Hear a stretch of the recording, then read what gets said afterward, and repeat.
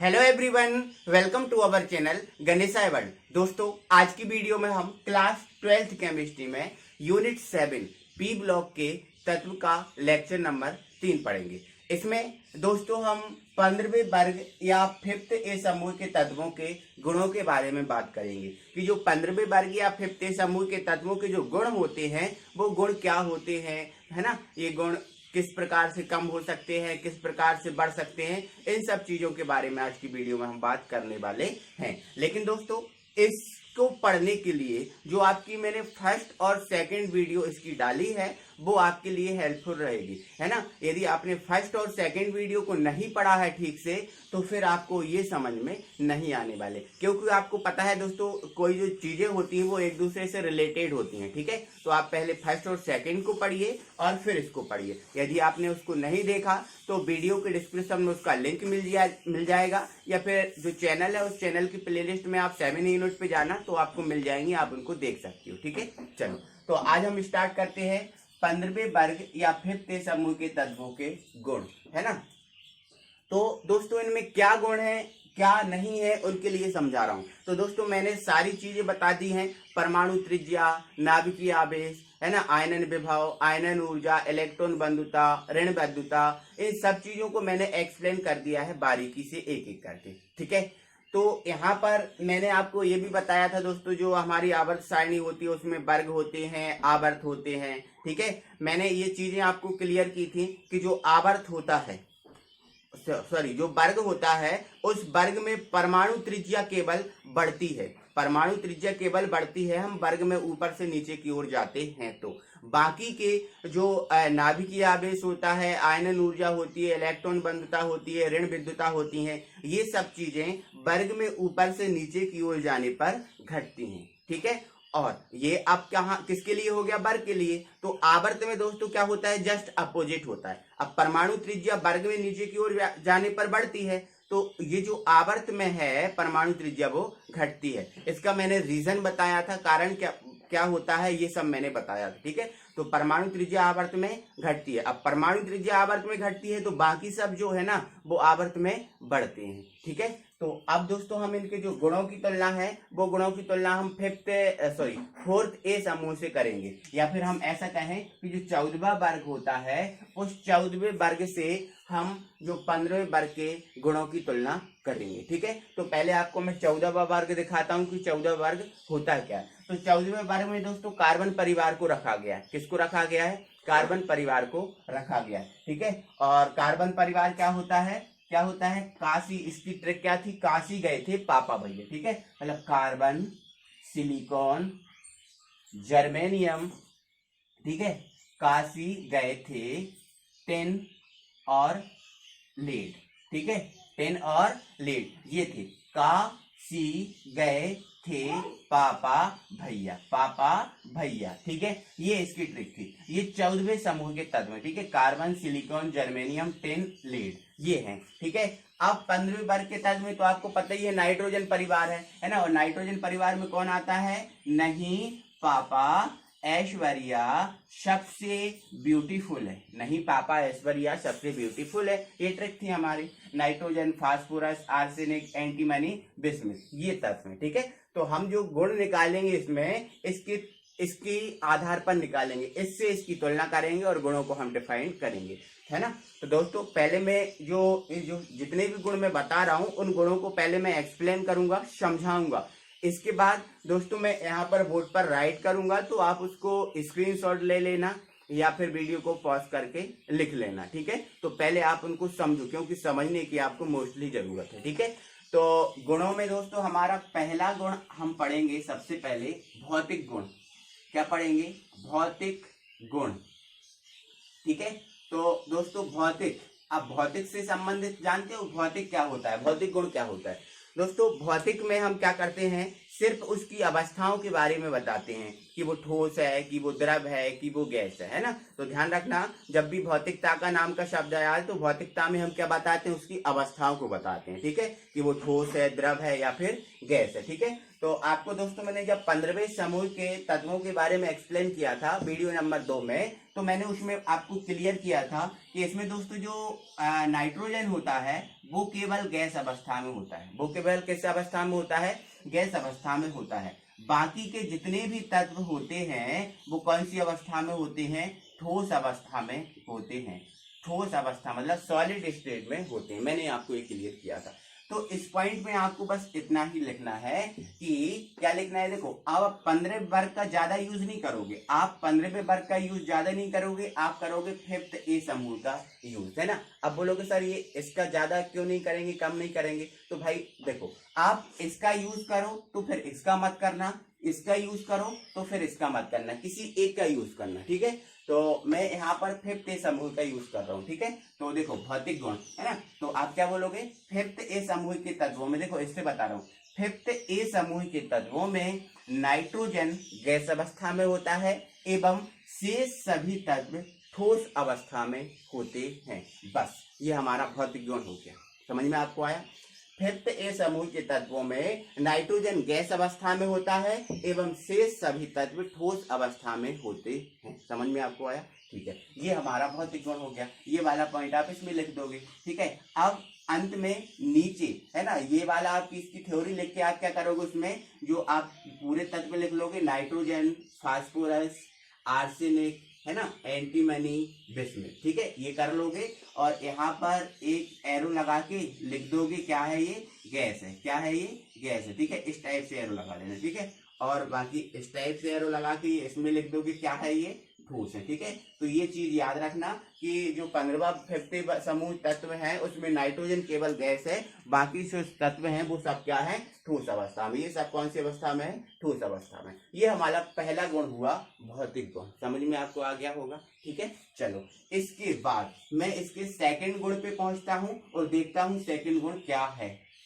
तो दोस्तों हमारा दूसरा गुण है परमाणु त्रिज्या। हम अब परमाणु त्रिज्या के बारे में समझेंगे कि 5th ए समूह के जो तत्वों की परमाणु त्रिज्या क्या होती है, ठीक है। तो देख लो, मैंने आपको यहाँ पर एक 4th ए समूह लिखा है और ये 5th ए समूह लिखा है, ठीक है। अब यहाँ पर समझो, अगर हम इस आवर्त सारणी की बात करें तो इस आवर्त सारणी में क्या होता है, देखो यहाँ पर मैं एक बार क्लियर कर रहा हूं आपको, क्या होता है इस आवर्त सारणी में, देखो ये होता है वर्ग और ये होता है आवर्त, ठीक है। अगर हम इसकी बात करें तो हमारा जो 4th ए समूह है वो इस प्रकार से रखा होगा, कार्बन, सिलिकॉन, है ना, यहाँ पर, ठीक है, यहाँ पर कार्बन, ठीक है, सिलिकॉन, जर्मेनियम, इस टाइप से रखा होगा। और जो 15वां परिवार है वो इस टाइप से रखा होगा, नाइट्रोजन, है ना, फास्फोरस, आर्सेनिक, एंटीमनी, बिस्मथ, ठीक है। तो इस टाइप से होगा।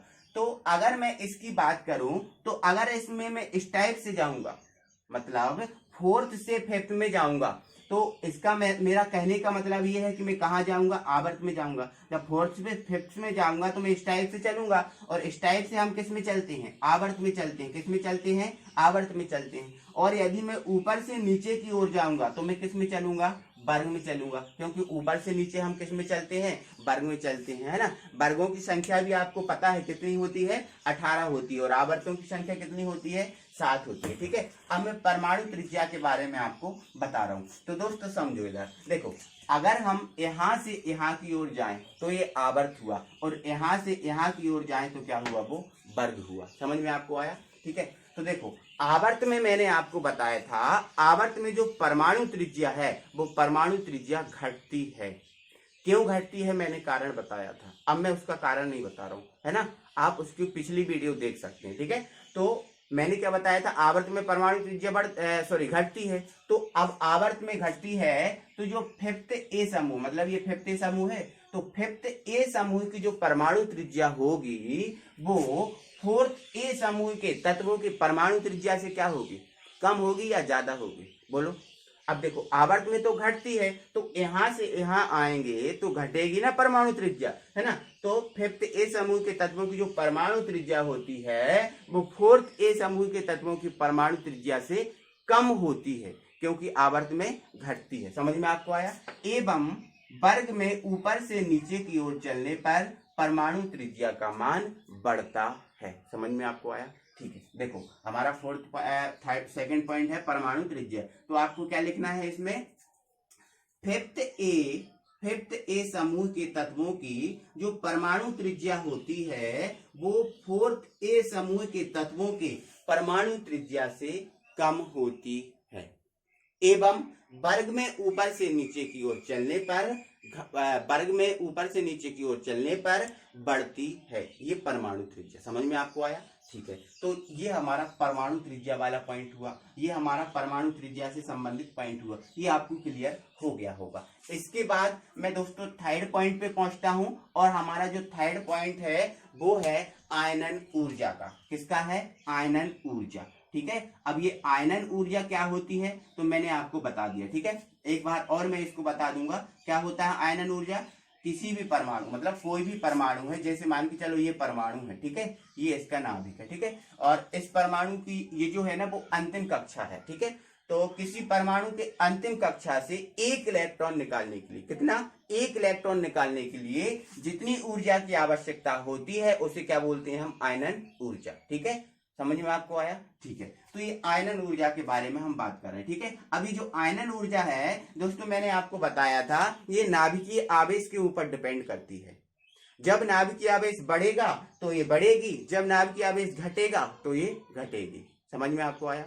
ठीक है, अब मैंने आपको एक चीज क्लियर की थी कि जो नाभिकीय आवेश होता है, जो नाभिकीय आवेश होता है वो आवर्त में बढ़ता है, आवर्त में बढ़ता है। क्यों बढ़ता है उसको मैंने क्लियर कर दिया था। ठीक है, तो नाभिकीय आवेश आवर्त में बढ़ता है, और जो वर्ग है उस वर्ग में जो नाभिकीय आवेश होता है वो नाभिकीय आवेश घटता है। समझ में आपको आया। ठीक है, तो जो आयनन ऊर्जा है फिफ्थ ए समूह के तत्वों की जो आयनन ऊर्जा है वो फोर्थ ए समूह के तत्वों की आयनन ऊर्जा से कम होगी कि ज्यादा, बोलो, ज्यादा होगी, है ना, क्योंकि यहाँ आवर्त में तो ये बढ़ती है, आवर्त में क्या होता है ये बढ़ती है, तो फिफ्थ ए समूह के तत्वों की जो आयनन ऊर्जा होगी वो फोर्थ ए समूह के तत्वों की आयनन ऊर्जा से अधिक होगी। समझ में आपको आया। एवं वर्ग में ऊपर से नीचे की ओर चलने पर घटती है, क्योंकि नाभिकीय आवेश ऊपर से नीचे की ओर चलने पर घटता है। समझ में आपको आया। ठीक है, तो क्लियर कर लेना, फिफ्थ ए समूह के तत्वों की आयनन ऊर्जा फोर्थ ए समूह के तत्वों की आयनन ऊर्जा से कम होती है, एवं वर्ग में ऊपर से नीचे की ओर चलने पर ये आयनन ऊर्जा का मान क्या होता है, घटता है। समझ में आपको आया। ठीक है, ये हमारा आयनन ऊर्जा हो गया। अब इसके बाद दोस्तों हम अगले पॉइंट पर पहुंचते हैं, और अगला पॉइंट है हमारा इलेक्ट्रॉन बंधुता। क्या है, इलेक्ट्रॉन बंधुता, है ना, ये हमारा फोर्थ पॉइंट है। ठीक है, अब समझिएगा इलेक्ट्रॉन बंधुता क्या होती है उसको एक लाइन में बता रहा हूं। ठीक है, ये परमाणु है, ये परमाणु का नाभिक है, ये और इसकी बाहरी कक्षा है। ठीक है, अब हमने क्या देखा था, एक इलेक्ट्रॉन बाहर निकालने के लिए जो ऊर्जा की आवश्यकता होगी उसे हम क्या बोलते हैं, आयनन ऊर्जा। अब दोस्तों बाहरी कक्षा में एक इलेक्ट्रॉन, क्या बोला मैंने, बाहरी कक्षा में एक इलेक्ट्रॉन एंटर कराने के लिए, प्रवेश कराने के लिए जितनी ऊर्जा की आवश्यकता होती है उसे हम बोलते हैं इलेक्ट्रॉन बंधुता। ये भी नाभिकीय आवेश के ऊपर डिपेंड करती है। ठीक है, तो नाभिकीय आवेश यहाँ पर घटता है और यहाँ पर बढ़ता है। ठीक है, तो आप डायरेक्ट में क्या लिख दोगे, फिफ्थ ए समूह के तत्वों की इलेक्ट्रॉन बंधुता फोर्थ ए समूह के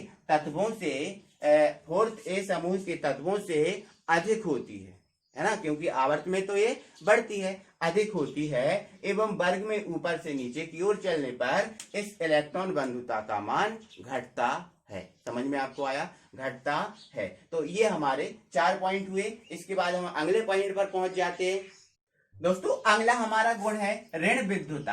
ठीक है, तो दोस्तों जो ऋण विद्युता होती है ये भी नाभिकीय आवेश के ऊपर डिपेंड करती है। ठीक है, और 1 सेकंड में बता दे रहा हूं ये क्या होती है। ठीक है, अब जैसे मान के चलो ये दोस्तों ए और बी दो कोई तत्व हैं जो आपस में बंध के द्वारा जुड़े हुए हैं। ठीक है, अब यहाँ पर आपको दिख रहा है ये यहाँ पर ए का एक इलेक्ट्रॉन है और बी का एक इलेक्ट्रॉन है, ठीक है। अब एक एक इस टाइप से लिख रहा हूं, एक इलेक्ट्रॉन ए का है और एक इलेक्ट्रॉन किसका है, बी का है, ठीक है। तो इन्होंने क्या बना लिया, एक बंध बना लिया। और मैंने आपको बताया था 2 इलेक्ट्रॉनों से एक सिंगल बॉन्ड का निर्माण होता है, ठीक है। तो अब इन्होंने क्या किया, एक एक इलेक्ट्रॉन का साझा किया और ये बंध बना लिया, ठीक है। समझ में आपको आया। तो ए बी ये बंध के द्वारा आपस में जुड़ गए, ठीक है। अब आपको पता है ये जो इलेक्ट्रॉन है, ये जो इलेक्ट्रॉन है किसके इलेक्ट्रॉन है, बंध के इलेक्ट्रॉन है। किसके इलेक्ट्रॉन है, बंध के इलेक्ट्रॉन है ना। तो बंध के इलेक्ट्रॉन को अपनी ओर आकर्षित करना, मतलब किसी परमाणु द्वारा या किसी तत्व द्वारा बंध के इलेक्ट्रॉन को अपनी ओर आकर्षित करने का जो गुण होता है, उस गुण को हम क्या बोलते हैं, ऋण विद्युतता। क्या बोलते हैं, ऋण विद्युतता, ठीक है। ये ऋण विद्युतता आवर्त में घटती है और आवर्त में बढ़ती है और जो वर्ग होता है उस वर्ग में क्या होती है, घटती है, ठीक है। तो इसका पॉइंट अगर हम निकालें तो क्या हो जाएगा, फिफ्थ ए समूह के तत्वों की ऋण विद्युतता, फिफ्थ ए समूह के तत्वों की ऋण विद्युतता फोर्थ ए समूह के तत्वों की ऋण विद्युतता से अधिक होती है, क्योंकि आवर्त में क्या होता है, बढ़ती है, ठीक है, अधिक होती है। एवं वर्ग में नीचे की ओर चलने पर ये इस ऋण विद्युतता का मान घटता है। तो ध्यान रखना, फिफ्थ ए समूह के तत्वों की ऋण विद्युतता फोर्थ ए समूह के तत्वों की ऋण विद्युतता से अधिक होती है एवं वर्ग में नीचे की ओर चलने पर घटती है, ये ऋण विद्युतता होगा, ठीक है। अब दोस्तों एक आपको डाउट जा रहा होगा कि सर एग्जाम में अगर ये क्वेश्चन आएगा तो हम इसको कैसे लिखें, क्या इसको पूरा डिफाइन करने के लिए लिखें। हाँ, तो दोस्तों आपको बता दे रहा हूं, इस जो 15वें समूह के तत्वों के जो गुण हैं, ये बहुत सारे गुण हैं। अब ये बहुत सारे गुण हैं तो ऐसा तो नहीं आएगा क्वेश्चन कि आप 15वें समूह के तत्वों के गुणों को लिखिए। अब बहुत सारे गुण हैं तो आप इतने सारे लिखोगे क्या, नहीं। ये क्वेश्चन कैसे आता है, नाम वाइज आता है कि निम्न गुणों के आधार पर फिफ्थ समूह के तत्वों की गणना कीजिए, है ना। निम्न गुणों के आधार पर फिफ्थ या फिर निम्न गुणों को समझाइए, या फिर फिफ्थ ए समूह के निम्न गुणों को समझाइए, ऐसा आ जाएगा, है ना। अब आपको निम्न गुणों में कोई 4 गुण दे देगा, कोई कितने गुण दे देगा, 4 गुण दे देगा, ठीक है। अब जैसे भौतिक गुण दे दिया, इलेक्ट्रॉन बंधुता दे दी, ऋण विद्युतता दे दी, कोई 4 भी दे सकता है। समझ में आपको आया, ठीक है। और हम जैसे ही आगे बढ़ते जाएंगे तो ये गुण है ना थोड़ा सा इंक्रीज हो जाएंगे, समझने वाले हो जाएंगे। तो एक गुण से केवल एक क्वेश्चन ही बनेगा। वो कैसे क्वेश्चन कैसे बनेगा उनको भी मैं क्लियर करूंगा, ठीक है। अब आप तो समझते हुए पढ़ते जाइए, ठीक है। अब हमारा ये 5वां गुण हो गया। इसके बाद दोस्तों हम 6वें गुण पर पहुंचते हैं और 6वां गुण है हमारा गलनांक क्वथनांक। क्या है, गलनांक क्वथनांक, ठीक है। गलनांक और क्वथनांक, ठीक है।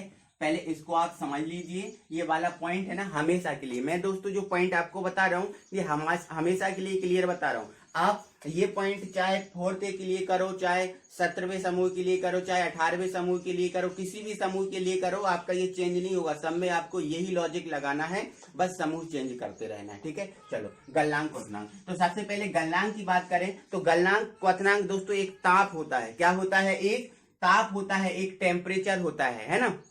तो पहले मैं गलनांक के बारे में बात कर रहा हूं। तो गलनांक भी क्या होता है, एक ताप होता है दोस्तों। ये एक ऐसा ताप होता है जिस ताप पर जो कोई भी जो ठोस होता है, जिस ताप पर कोई भी ठोस होता है, वो ठोस किस में परिवर्तित हो जाता है, द्रव में परिवर्तित हो जाता है, ठीक है। वह ताप जिस ताप पर कोई ठोस द्रव में परिवर्तित हो जाता है उसे हम बोलते हैं गलनांक बोलते हैं। उसे हम क्या बोलते हैं, गलनांक बोलते हैं। अब आपको मैं क्वथनांक के बारे में बता रहा हूं। तो क्वथनांक भी दोस्तों एक ताप होता है ना। और ये वह ताप होता है जिस ताप पर कोई द्रव किसमें परिवर्तित हो जाता है, गैस में परिवर्तित हो जाता है। उस ताप को हम क्या बोलते हैं, क्वथनांक बोलते हैं। क्या बोलते हैं, क्वथनांक। क्लियर है आपको, ठीक है। अब आगे चीजें क्लियर करो। अब यहाँ पर दोस्तों मैंने लिख दिया है गैस, यहाँ पर लिख दिया है गैस के बाद क्या आता है, द्रव, और यहाँ पर मैंने लिख दिया ठोस। यहाँ पर हमने क्या लिख दिया, ठोस।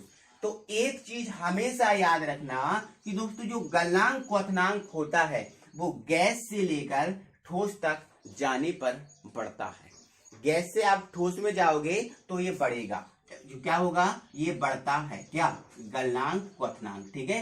क्या, गलनांक, यहां पर लिख दे रहा हूं, गलनांक, गलनांक, क्वथनांक, गलनांक, क्वथनांक, ठीक है, बढ़ता है। ये चीज हमेशा याद रखना, आपको हमेशा काम आने वाली है, ठीक है। चाहे आप कहीं भी पढ़ो, कोई सी भी डिग्री करो, आपको हमेशा काम आने वाली है, ठीक है। आप क्या करना है, याद रखना है कि गैस से हम ठोस में जाते हैं तो गलनांक क्वथनांक का मान क्या होता है, बढ़ता है। मीन्स कहने का मतलब ये है कि जो गैस होती है उस गैस का जो गलनांक क्वथनांक होता है वो सबसे कम होता है। गैस का गलनांक क्वथनांक सबसे कम होता है और उससे ज्यादा किसका होता है, द्रव का, और उससे ज्यादा किसका होता है, ठोस का। तो सबसे ज्यादा किसका होता है गलनांक क्वथनांक, ठोस का, है ना। और सबसे ज्यादा गलनांक क्वथनांक किसका होता है, सॉरी सबसे कम किसका होता है, गैस का होता है, ठीक है। अब इनके कारण लॉजिक वो आप समझ लेना, ठीक है। अब देखो 1 मिनट में बता ही दे रहा हूं, 1 सेकंड। अब ये ठोस होता है ना, अब ये ठोस होता है, अब ये ठोस है ना। अब इसका क्वथनांक, अब भाई ये ठोस है, ठोस को लिक्विड में लेके आना पड़ेगा, है ना। ठोस को किस में लेके आना पड़ेगा, ताप देंगे तो द्रव अवस्था में आएगा, फिर ये गैस अवस्था में आएगा, और फिर ये गैस अवस्था में, हाँ, या फिर ऐसा हम कह सकते हैं गलनांक क्वथनांक के लिए देखो हमें 2-3 स्टेज को फॉलो करना पड़ता है ना, क्योंकि ठोस होता है ब्रूट, और ठोस ब्रूट होता है मतलब कठोर होता है, तो उसको ज्यादा ताप देंगे जब वो द्रव में परिवर्तित होगा, जब वो द्रव में परिवर्तित होगा मतलब जब उसकी ज्यादा जो स्टेज है वो अवस्था है वो चेंज होगी, तो ज्यादा ताप देंगे तो गलनांक क्वथनांक का मान क्या होगा, ज्यादा होगा। अब द्रव है तो उसको कम ताप देने की आवश्यकता पड़ेगी, और गैस है तो उसको तो और ज्यादा कम ताप देने की आवश्यकता पड़ेगी, तब उसकी स्टेज चेंज होगी। समझ में आपको आ रहा है, ठीक है। तो ध्यान रखना कि गैस से हम ठोस में जाएंगे तो गलनांक क्वथनांक का मान बढ़ता है। सबसे कम किसका होता है, गैस का, और सबसे ज्यादा किसका होता है, ठोस का। अगर ये दोनों है, अगर इनमें से हम पूछ ले कि बताओ इनमें से गलनांक क्वथनांक किसका ज्यादा है ना, तो आप बोल दो कि ठोस का ज्यादा है, द्रव का कम है ना। तो इस प्रकार से आप ये चीजें क्लियर कर लेना, ठीक है। अब मैं इस गलनांक क्वथनांक वाला पॉइंट बता रहा हूँ, गलनांक क्वथनांक का जो पॉइंट है उसको क्लियर कर रहा हूँ, ठीक है। चलो सुन लो। तो दोस्तों जो गलनांक क्वथनांक है वो गलनांक क्वथनांक देखो 50 समूह के तत्व, हमें तो 50 समूह के तत्वों का गलनांक क्वथनांक बताना है ना। तो क्या लिख दोगे आप, 50 समूह। अब आपको पता है 50 समूह के तत्वों में nitrogen, phosphorus, arsenic, antimony, bismuth, ये चीजें हैं, ठीक है। अब इसमें ये क्या होता है, गैस होता है, और ये सब क्या होते हैं, ठोस होते हैं। ये सब क्या होते हैं, ठोस होते हैं। अगर हम इनसे पूछे कि इन दोनों में गलनांक क्वथनांक किसका ज्यादा होगा, तो आप कहोगे सर ठोस का ज्यादा है। अब मैं पूछूं कम किसका है, तो आप कहोगे कि गैस का सर कम है, ठीक है। अब ये सब ठोस हैं, ये सब क्या है, ठोस हैं, इनका गलनांक क्वथनांक ज्यादा है, लेकिन इनमें से भी किसका ज्यादा है। अब ये एक पॉइंट तो क्लियर हो गया कि इसका सबसे कम और इनका सबसे ज्यादा, समझ में आपको आया, ठीक है। तो अब इनका ज्यादा तो है, अब ये सब ठोस हैं, अब सब ठोस है, इनका ज्यादा तो है, लेकिन इनमें आपस में किसी का कम किसी का ज्यादा तो हो सकता है। समझ में आपको आया, ठीक है। तो क्लियर है ना। तो 50 समूह के तत्व में जो नाइट्रोजन का गलनांक क्वथनांक का मान सबसे कम होता है, एवं शेष तत्वों के गलनांक क्वथनांक का मान अधिक होता है। शेष तत्वों के गलनांक क्वथनांक का मान अधिक होता है। ये तो हमारा सिंपल सा पॉइंट हो गया, ठीक है। बट किसका सबसे ज्यादा होता है, किसका सबसे कम होता है, ये चीजें भी क्लियर करूंगा, ठीक है। तो क्या होता है दोस्तों, जो 50 समूह के तत्वों में कितने तत्व हैं, नाइट्रोजन, फास्फोरस, आर्सेनिक, है ना, एंटीमनी, आर्सेनिक, ठीक है, एंटीमनी, और ये हमारा बिस्मुथ, ठीक है। तो अब नाइट्रोजन गैस है तो इसका सबसे कम होता है, इसका गलनांक क्वथनांक का मान है ना वो सबसे कम होता है, सबसे कम होता है। और जैसे ही अब देखो ये ठोस है तो इनका सबसे ज्यादा होता होगा, ठीक है। तो नाइट्रोजन का गलनांक क्वथनांक सबसे कम होता है, और जो आर्सेनिक होता है उसका गलनांक क्वथनांक सबसे ज्यादा होता है, सबसे ज्यादा होता है, ठीक है। तो सबसे कम किसका, इसका हुआ, और सबसे ज्यादा किसका हुआ, इसका हुआ। अब इससे थोड़ा सा कम किसका रहता है, एंटीमनी का रहता है, किसका रहता है, एंटीमनी का। और इससे थोड़ा सा कम किसका रहता है, बिस्मिथ का रहता है, ठीक है। और इससे कम किसका रहता है, फास्फोरस का रहता है। और सबसे कम किसका रहता है, नाइट्रोजन का। क्लियर हो रहा है आपको चीजें। देखो यहां से यहां तक आएंगे तो जो गलनांक क्वथनांक होगा, जो गलनांक क्वथनांक होगा वो क्या होगा, बढ़ेगा, मतलब सबसे कम इसका और सबसे ज्यादा इसका। अब इससे थोड़ा सा कम, मामूली से बिल्कुल पॉइंट में इसका होता है, और फिर इससे थोड़ा सा कम किसका होता है, इससे होता है, और फिर इससे कम इसका। समझ में आपको आया? ठीक है, तो ध्यान रखना है कि गलनांक क्वथनांक में नाइट्रोजन का सबसे कम और आर्सेनिक का सबसे ज्यादा, और उससे थोड़ा सा कम इसका और उससे थोड़ा सा कम इसका। क्लियर है? कोई चीजें, कोई दिक्कत तो नहीं? ठीक है, तो ये दोस्तों हमारे कितने पॉइंट हुए? 6 पॉइंट हुए। इसके बाद दोस्तों मैं पहले ये 6 पॉइंट जो है इनकी पूरी थ्योरी दूंगा, आप उस थ्योरी को स्क्रीनशॉट ले लेना या फिर वीडियो को पॉज करके आप लिख लेना। इसके बाद मैं अगले गुण बताऊंगा। तो दोस्तों अगला हमारा गुण है ऑक्सीकरण अवस्था। दोस्तों ये चीज इंपॉर्टेंट है आपके लिए, ठीक है, क्योंकि अब जो आपने 11वीं तक पढ़ के आए हो, अब उसमें थोड़ा सा चेंज हो जाएगा। अब इसकी रियलिटी पे हम जाएंगे, ठीक है। तो देखो दोस्तों, तत्व ऑक्सीकरण अवस्था। तो दोस्तों जो 5th ए समूह के तत्व होते हैं या 15वें वर्ग के जो तत्व होते हैं, वो 2 प्रकार की ऑक्सीकरण अवस्था प्रदर्शित करते हैं, है ना। या फिर हम ऐसा कहें दोस्तों, कोई भी जो तत्व होता है वो 2 ही प्रकार की ऑक्सीकरण अवस्था को प्रदर्शित करता है। पहली हमारी होती है धनात्मक ऑक्सीकरण अवस्था, अब दूसरी होती है हमारी ऋणात्मक ऑक्सीकरण अवस्था, ठीक है। इनको समझाने के पहले मैं आपको एक एग्जाम्पल बता रहा हूं, ठीक है। अब दोस्तों मैं आपको ये बता रहा हूं कि मेरे पास 50,000 रुपए हैं। मेरे पास कितने रुपए हैं? 50,000 रुपए हैं, ठीक है। अब जो मैं हूं, जो अब देखो यहां पर मैं हूं, ठीक है, मेरे पास कितने रुपए हैं? 50,000 रुपए हैं, ठीक है। अब मैं यदि किसी एक ऐसे बंधे से मिलता हूं जिसके पास 20,000 रुपए हैं, जिसके पास कितने रुपए हैं? 20,000 रुपए हैं। समझ में आपको आया? मैं एक ऐसे बंदे से मिलता हूं जिसके पास 20,000 रुपए हैं। तो आप हमें बताओ, क्या मैं यदि मुझसे कम पैसे वाले बंदे से मिलता हूं तो मैं यहां पर क्या कहलाऊंगा? बोलो, मैं यहां पर क्या कहलाऊंगा? धनी कहलाऊंगा। मैं मतलब इस व्यक्ति से बड़ा आदमी कहलाऊंगा, क्योंकि मेरे पास 50,000 रुपए हैं और इसके पास 20,000 रुपए हैं। तो मैं इस व्यक्ति से बड़ा आदमी कहलाऊंगा। समझ में आपको आया? अब मैं दोस्तों क्या कर रहा हूं, एक ऐसे व्यक्ति से मिल रहा हूं जिसके पास मुझसे ज्यादा पैसे हैं। अभी मैं कम वाले से मिला था तो मैं धनी हुआ था, है ना। अब मैं मुझसे ज्यादा पैसे वाले से मिल रहा हूं, ठीक है। मैं एक ऐसे व्यक्ति से मिल रहा हूं जिसके पास क्या है दोस्तों? 1,00,000 रुपए हैं। कितने रुपए हैं? 1,00,000 रुपए हैं। मैं एक ऐसे व्यक्ति से मिल रहा हूं, ठीक है, जिसके पास कितने रुपए हैं? 1,00,000 रुपए। तो इस स्थिति में मैं क्या कहलाऊंगा? मैं क्या कहलाऊंगा दोस्तों? गरीब कहलाऊंगा। मतलब मुझसे धनी कौन है? ये है। अगर मैं मुझसे कम पैसे वाले से मिल रहा हूं तो मैं धनी हूं, अगर मैं ज्यादा पैसे वाले से मिल रहा हूं तो मैं क्या हूं? गरीब। अगर इनकी और इनकी तुलना की जाए तो मैं गरीब हूं, अगर इनकी और इनकी तुलना की जाए तो मैं धनी हूं, क्योंकि मैं कम से मिल रहा हूं तो मैं बड़ा हो रहा हूं और मैं ज्यादा से मिल रहा हूं तो मैं छोटा हो रहा हूं। समझ में आपको आया? ठीक है। तो उसी प्रकार दोस्तों क्या होता है, जो ऑक्सीकरण अवस्था है प्रत्येक तत्व 2 प्रकार की करता है, एक धनात्मक और एक ऋणात्मक, ठीक है। अब जैसे हम तो 15वें की बात कर रहे हैं, किसकी बात कर रहे हैं? 15वें की पढ़ रहे हैं, ठीक है। इससे पहले 14 होगा, 13 होगा, इसके बाद दोस्तों 16 होगा, 17 होगा, 18 होगा। समझ में आपको आ रहा है? ठीक है। तो मैं कहने का मतलब दोस्तों ये है कि जब ये 15वां वर्ग या 15वें समूह के तत्व, जब ये 15वें समूह के तत्व अपने से ज्यादा ऋण विद्युती, आपको एक चीज क्लियर है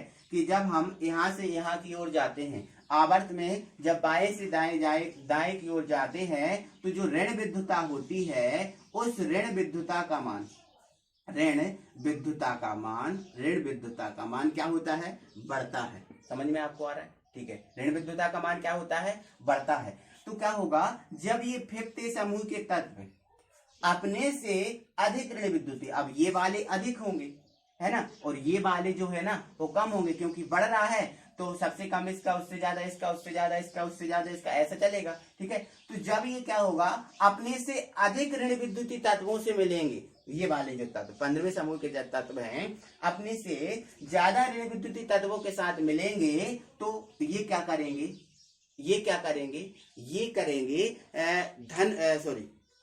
ये धनात्मक गुण प्रदर्शित करेंगे, क्योंकि अब अपने से अधिक ऋण विद्युतीय तत्वों के साथ मिले हैं, है ना। अब ये तो ऋण विद्युतीय तो है, लेकिन इससे ज्यादा ऋण विद्युतीय कौन है, ये है। अब इससे ज्यादा ऋण विद्युतीय ये है, तो फिर उस स्थिति में ये क्या हो जाएगा, धनात्मक हो जाएगा। समझ में आपको आ रहा है, उस स्थिति में क्या हो जाएगा, ये धनात्मक हो जाएगा, क्योंकि इससे ज्यादा गरीब ये है, मतलब इससे ज्यादा ऋण विद्युतीय ये है, तो ये तो फिर उसकी तुलना में कम हो गया ना। समझ में आपको आ रहा है, ठीक है। तो ध्यान रखना दोस्तों, जब ये फिफ्थ समूह के तत्व अपने से ज्यादा ऋण विद्युतीय तत्वों के साथ जुड़ेंगे, तो ये फिफ्थ समूह के तत्व या 15वें समूह के तत्व धनात्मक ऑक्सीकरण अवस्था को प्रदर्शित करेंगे। मैं एक बार और क्लियर कर रहा हूं दोस्तों, क्या होगा जब ये फिफ्थ समूह के तत्व अपने से ज्यादा ऋण विद्युतीय तत्वों के साथ जुड़ेंगे, मतलब ये तो ऋण विद्युतीय है ही, उससे ज्यादा ऋण विद्युतीय ये है, तो उससे ज्यादा ऋण विद्युतीय ये है, तो इनकी तुलना में इसका जो धनात्मक गुण होगा वो थोड़ा सा ज्यादा होगा, क्योंकि ये ज्यादा ऋण विद्युतीय है, ये कम ऋण विद्युतीय है,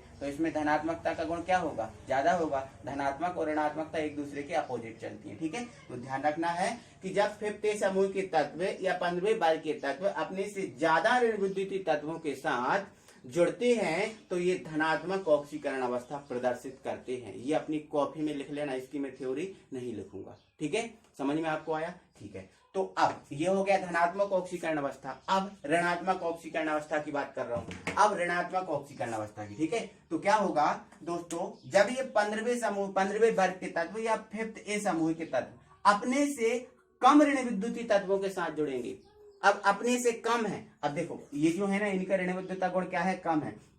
अब इनका कम है, इनका कम है, इसका कम है, उससे ज्यादा इसका, उससे ज्यादा इसका। अब इससे कम वाले से जुड़ रहा है, तो मतलब ये कौन होगा, ज्यादा ऋण विद्युतीय, ये ज्यादा ऋण विद्युतीय होगी ना। हाँ, तो समझ में आपको आ रहा है। तो ये क्या है, जब अपने से कम ऋण विद्युतीय तत्वों के साथ जुड़ेंगे, जब 15वें समूह के तत्व अपने से कम ऋण विद्युतीय तत्वों के साथ जुड़ेंगे, तो ये जो है ना वो ऋणात्मक गुण प्रदर्शित करेगा, मतलब ऋणात्मक ऑक्सीकरण अवस्था प्रदर्शित करेगा। अपने से ज्यादा के साथ जुड़ेंगे तो ये धनात्मक करेगा, और अपने से ये कम के साथ जुड़ेंगे तो ये ऋणात्मक ऑक्सीकरण अवस्था को प्रदर्शित करेगा, ठीक है। अब धनात्मक में कौन सी करते हैं, ऋणात्मक में कौन सी करते हैं, उस चीज को क्लियर कर रहा हूं, ठीक है। अब इसको मैं हटा रहा हूं, ठीक है। तो हमारा पॉइंट क्या हो जाएगा, धनात्मक ऑक्सीकरण अवस्था। तो इसमें आपको क्या लिखना है, जब फिफ्थ समूह के तत्व अपने से अधिक ऋण विद्युतीय तत्वों के साथ जुड़ते हैं, तो ये धनात्मक ऑक्सीकरण अवस्था को प्रदर्शित करते हैं, ठीक है। धनात्मक ऑक्सीकरण अवस्था को प्रदर्शित करते हैं।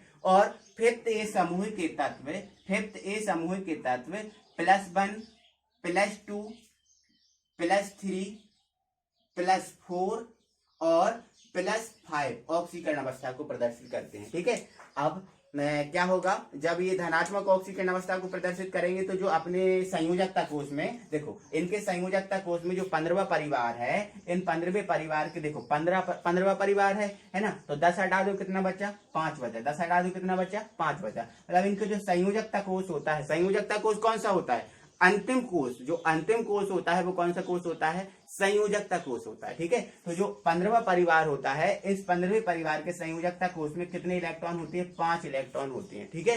कितने इलेक्ट्रॉन होते हैं, 5 इलेक्ट्रॉन। तो जब ये धनात्मक ऑक्सीकरण अवस्था प्रदर्शित करेंगे, तो ये 5 इलेक्ट्रॉनों को स्थिति के अनुसार डोनेट करेंगे, दान करेंगे, है ना। तो कभी 1 भी कर सकते हैं, कभी 2 भी कर सकते हैं, कभी 3 भी कर सकते हैं, कभी 4 भी और कभी 5 भी, क्योंकि 5 है तो 1 से 5 तक वो डोनेट कर सकते हैं, ठीक है। तो धनात्मक ऑक्सीकरण अवस्था में ये जो तत्व है +1 से लेकर +5 तक ऑक्सीकरण अवस्था को प्रदर्शित करते हैं। समझ में आपको आया। जिसमें जो नाइट्रोजन है वो नाइट्रोजन +1 भी करता है, +2 भी करता है, +3 भी करता है, +4 भी करता है और +5 भी करता है। समझ में आपको आया। अब फास्फोरस +1 +2 नहीं करता, केवल +3 और +5 करता है, ठीक है। तो मैं यहाँ पर लिख दे रहा हूँ फास्फोरस और यहाँ पर लिख दे रहा हूँ फास्फोरस। आर्सेनिक ये नहीं करता, आर्सेनिक और जो सॉरी यहाँ पर +3 करना, ठीक है, फास्फोरस, ठीक है। अब आर्सेनिक जो है, आर्सेनिक भी क्या करता है, +3 और +5 शो करता है। एंटीमनी भी +3 और +5 शो करता है ना। बिस्मिथ भी +3 और 5 शो करता है। ठीक है, ये इनके गुणों के ऊपर डिपेंड होता है ना। देखो प्रत्येक व्यक्ति में अलग अलग गुण होते हैं, सभी में समान गुण नहीं होते, तो इनके जो गुण हैं उन गुणों को सर्च किया गया, फिर ये चीज फाइंड की गई। ठीक है, तो यहां से आप एक चीज याद रखना कि जो नाइट्रोजन है वो +1 से लेकर +5 तक ऑक्सीकरण अवस्था प्रदर्शित करता है, लेकिन जो शेष तत्व हैं वो शेष तत्व केवल +3 और केवल +5 ऑक्सीकरण अवस्था को प्रदर्शित करते हैं। तो ये हमारा धनात्मक ऑक्सीकरण अवस्था वाला पॉइंट हुआ है। पहले इसकी थ्योरी लिख लेना और फिर उसके नीचे ये टेबल बना लेना। तत्व +1 ऑक्सीकरण अवस्था, +2, +3, +4, +5, ये टेबल आप बना लेना। ठीक है, कोई दिक्कत है? चलो, ये हमारा धनात्मक ऑक्सीकरण अवस्था हो गया, इसको हम हटा देते हैं।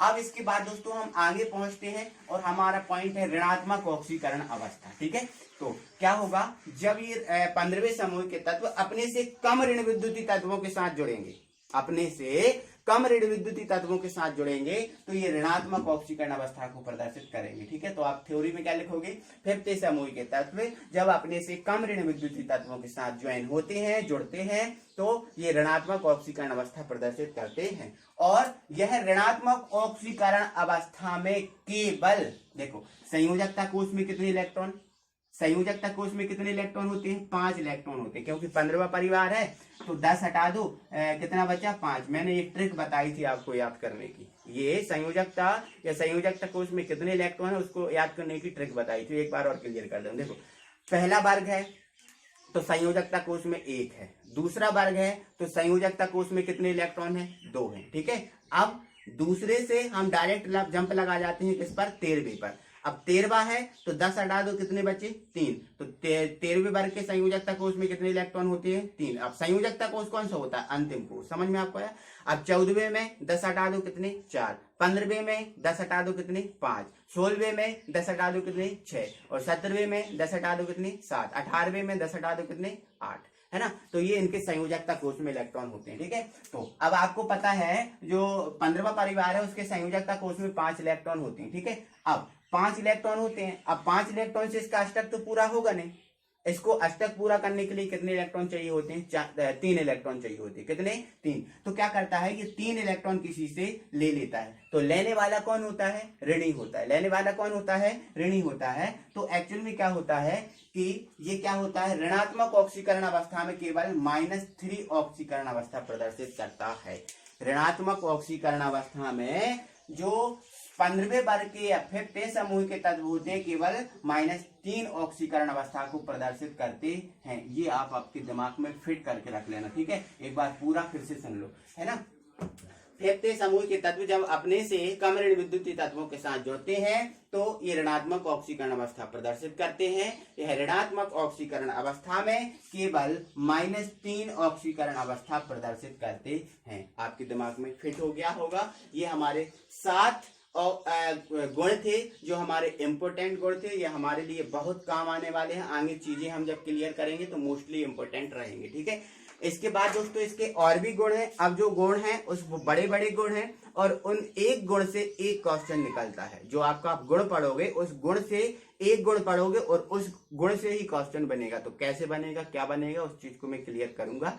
तो दोस्तों आज की वीडियो में बस हम इतना ही रहने दे रहे हैं। अगली वीडियो में दोस्तों हम फिर मिलेंगे। लेकिन दोस्तों यदि आपको वीडियो अच्छा लगा है, मजा आया है, तो दोस्तों वीडियो को लाइक कीजिए। यदि आप नए व्यूअर हैं, अभी तक आपने चैनल को सब्सक्राइब नहीं किया है, तो प्लीज चैनल को सब्सक्राइब करें और बेल आइकन को प्रेस करें और अपने दोस्तों लोगों को भी शेयर करें ताकि उन लोग का भी फायदा हो और हमारा भी फायदा हो। ठीक है, थैंक यू वेरी मच।